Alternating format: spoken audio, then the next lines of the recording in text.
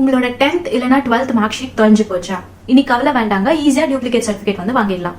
உங்களுக்கு இந்த மாதிரி நடந்துச்சுன்னா நீங்க முதல்ல பண்ண வேண்டியது பக்கத்துல இருக்க போலீஸ் ஸ்டேஷன்ல போய் ஒரு எஃப்ஐஆர் வந்து ரெஜிஸ்டர் பண்றது. அவங்க அந்த சர்டிபிகேட் எங்க தொலைஞ்சு போச்சோ அங்க போய் சர்ச் பண்ணிட்டு ஒருவேளை அவங்களால அந்த சர்டிபிகேட்டை கண்டுபிடிக்க முடியல அப்படின்னா அப்போ உங்களுக்கு வந்து நான் ட்ரேசபிள் சர்டிபிகேட்னு சொல்லி ஒரு சர்டிபிகேட் கொடுப்பாங்க.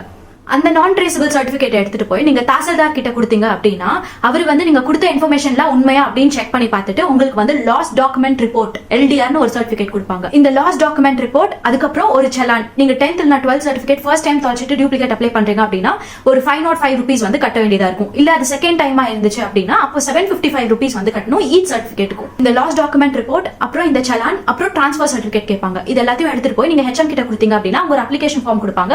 அந்த அப்ளிகேஷன் ஃபார்மை நீங்க ஃபில் பண்ணி அவங்க கிட்ட கொடுத்தீங்கன்னா அவங்க வந்து அதை டிஸ்ட்ரிக்ட் எஜுகேஷன் ஆஃபீஸருக்கு வந்து ட்ரான்ஸ்ஃபர் பண்ணுவாங்க.